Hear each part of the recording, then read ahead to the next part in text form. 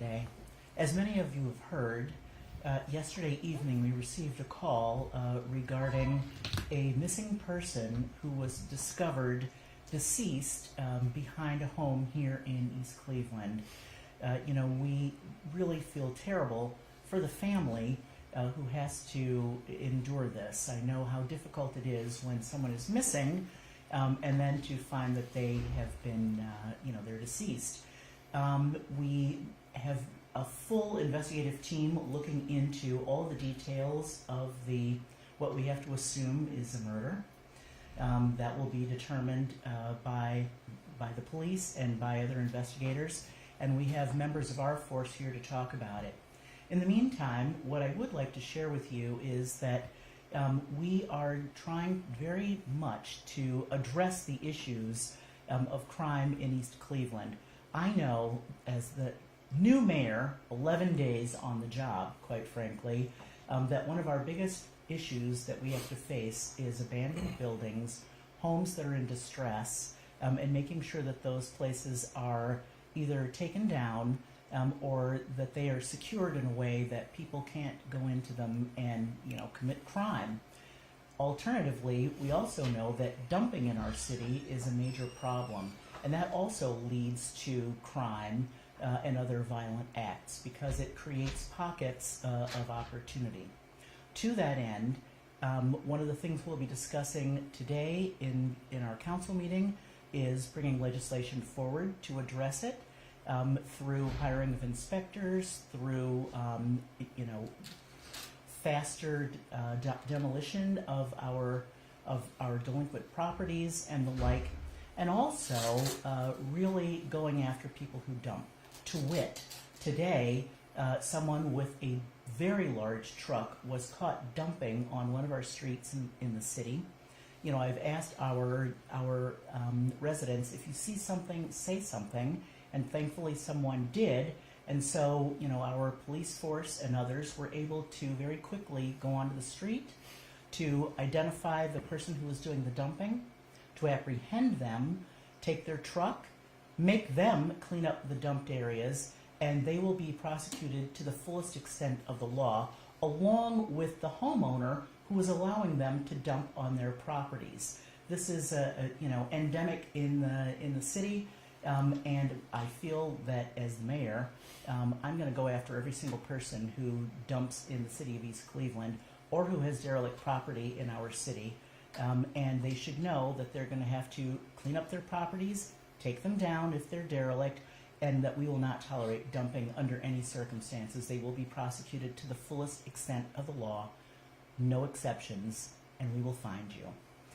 But back to the tragedy at hand, I'd like to invite our police members to come forward and share any details with you. Thank you.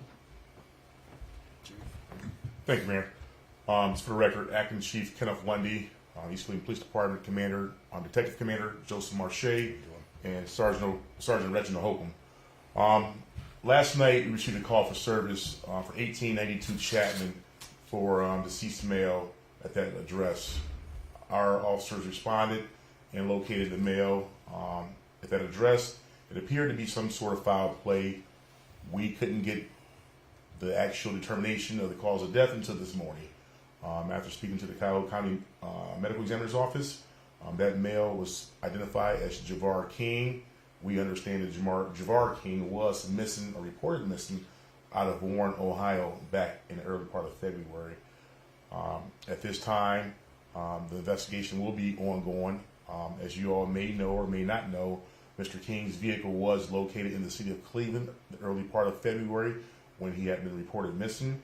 We will be reaching out to Cleveland Police Department, having some type of meeting with them to see what type of information they have that can assist us in our investigation. Anything I'm missing? No, I think that's it. We're going to be reaching out to Cleveland Police most likely first thing in the morning. This evening we'll be talking more with the medical examiner's office but to find out a little bit more about how Mr. King passed. And if you see anything out there, if you know anything about this case, give us a call. You can call Crime Stoppers as well. And you're always eligible for a $5,000 reward, and you can remain anonymous. And just quickly, just to kind of piggyback off what the mayor said as far as the the vacant and abandoned properties, this address is a vacant, abandoned home. No one would ever think that this type of activity or is a body that's behind it. But these are things that obviously we take serious.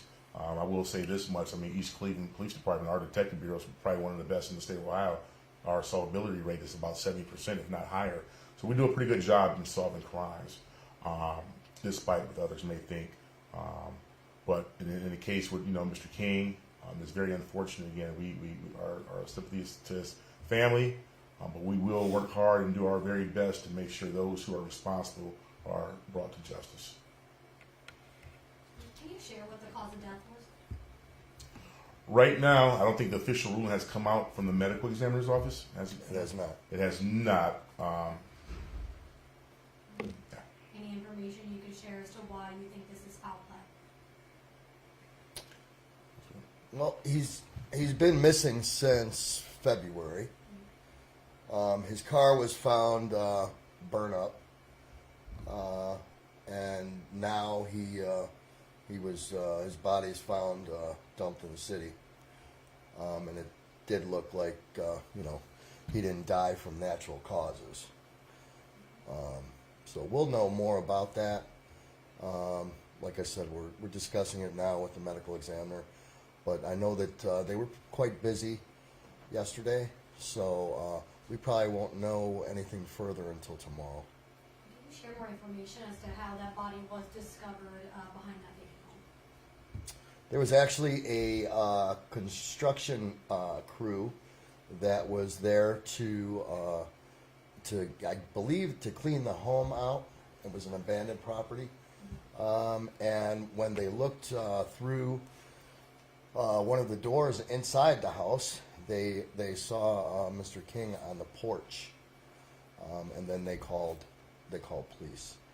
So on the back porch? Yes, ma'am. Thank you. A question. So the suspect in the arson case out of Cleveland, his name is Nathaniel Crockett. Will East Cleveland police be questioning him at all about the possible connection to this homicide? Absolutely. And can you talk a little bit more about Not what- really.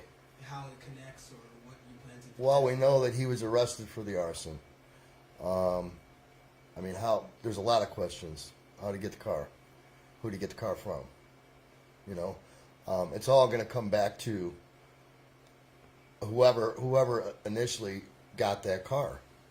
I mean, that's the victim's car. And that was pretty recent after he was reported missing that vehicle was located.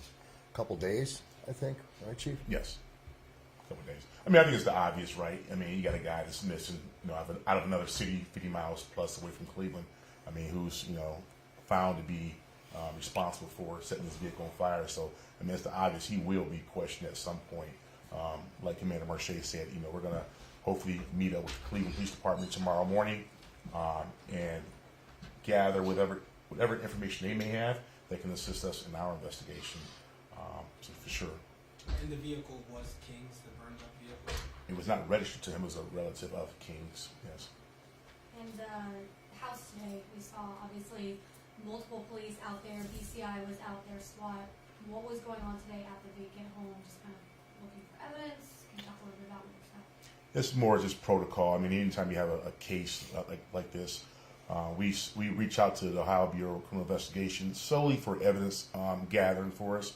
Obviously, the investigation will be conducted by the East Cleveland Police Department, but we call them out. That way, they're more, scientifically just good with recovering that evidence, right? So the evidence is recovered. If there's anything that needs to be sent down to either BCI or the medical examiner's office, DNA, for instance, that stuff, has been properly, the chain of custody has been properly maintained and sent down. Anybody else? Yeah, could we have the spelling of your name? Sure, it's MARCHE. And then the first name? Joseph. JOSEPH. and then Mayor, is it Sandra or Sandra? It's Sandra Morgan, Sandra.